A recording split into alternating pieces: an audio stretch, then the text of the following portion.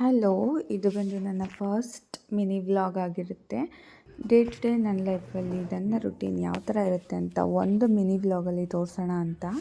ಇವತ್ತು ಸ್ವಲ್ಪ ಎದ್ದಿದ್ದು ಸ್ವಲ್ಪ ಲೇಟ್ ಆಯಿತು. ಅದಕ್ಕೆ ನನ್ನ ಮಗ ಎದ್ದೋಳೋಷ್ಟೊತ್ತಿಗೆ ನಂದು ಎಲ್ಲ ಕೆಲಸಗಳನ್ನ ಮಾಡ್ಕೊಳ್ತಾ ಇದ್ದೀನಿ. ಹಾಗೆ ನನ್ನ ಮಗ ಎದ್ದೋಳೋಷ್ಟೊತ್ತಿಗೆ ನನ್ನ ಟಿಫನ್ ಮತ್ತು ನನ್ನ ಮನೆ ಕೆಲಸ ಎಲ್ಲ ಆದರೆ ಅವನಿಗೆ ಅಂತಲೇ ನಾನು ಒಂದು 1/2 ಟು 45 ಮಿನಿಟ್ಸ್ ಸ್ಪೆಂಡ್ ಮಾಡಬೇಕಾಗುತ್ತೆ. ನನಗೆ ಎಲ್ಲ ಕೆಲಸನ ಮುಗಿಸಿ ನಾನು ಅವನ್ನ ಎಬ್ಬಿಸ್ತಾ ಇದ್ದೀನಿ. ಅವ್ನು ಸ್ವಲ್ಪ ಎದ್ದೋಳೋದು ಲೇಟೇ ಬೆಳಗ್ಗೆ.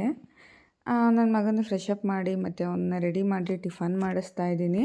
ಸೊ ಅವನಿಗೆ 9:30ಗೆ ಸ್ಕೂಲ್ ಇದೆ. ನಾನು ಸ್ಕೂಲ್ಗೆ ಡ್ರಾಪ್ ಮಾಡಿ ಶಾಪ್ಗೂ ಕೂಡ ಹೋಗಬೇಕು. ಅವನಿಗೆ ಫೇವ್ರೆಟ್ ಕಾರ್ಟೂನ್ ಬರ್ತಾಯಿದೆ, ಅದಕ್ಕೆ ಬರ್ತಾಯಿಲ್ಲ ಸ್ಕೂಲ್ಗೆ ಹೋಗೋಕ್ಕೆ ಅಂತ.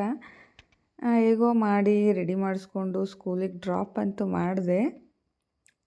ಹೋದ ಸ್ಕೂಲ್ಗೆ. ಅವನ್ನ ಸ್ಕೂಲಿಗೆ ಬಿಟ್ಟು ಬಂದುಬಿಟ್ಟು ನಾನು ಶಾಪ್ಗೆ ರೆಡಿ ಆಗ್ತಾಯಿದ್ದೀನಿ.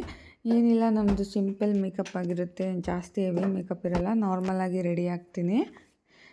ನಾನು ರೆಡಿಯಾಗಿ ಫಸ್ಟ್ ಬಂದು ನನ್ನ ಕೆಲಸ ಶುರುವಾಗೋದೇ ದೇವ್ರ ಪೂಜೆಯಿಂದ. ದೇವ್ರ ಪೂಜೆ ಮಾಡಿನೇ ನಾನು ಶಾಪ್ಗೆ ಹೊರಡೋದು.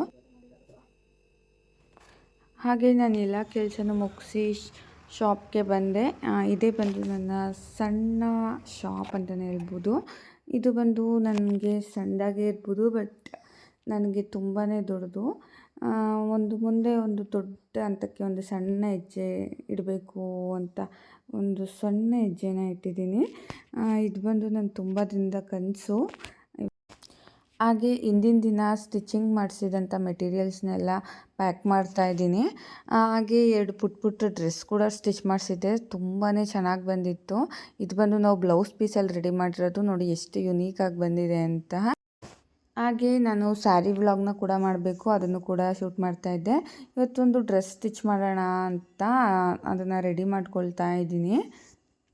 ಹಾಗೆ ನೆಕ್ಸ್ಟ್ ಡೇ ಆರ್ಡರ್ನ ನಾನು ಹಿಂದಿನ ದಿನವೇ ರೆಡಿ ಮಾಡಿಸ್ತೀನಿ. ನಿಮಗೇನಾದರೂ ಸ್ಟಿಚಿಂಗಲ್ಲಿ ಏನಾದರೂ ಇಂಟ್ರೆಸ್ಟ್ ಇದ್ದರೆ ನನ್ನ ಕಾಂಟ್ಯಾಕ್ಟ್ ಮಾಡಿ. ಇದಾಗಿರುತ್ತೆ ನನ್ನ ಡೇ ಟು ಡೇ ರುಟೀನ್.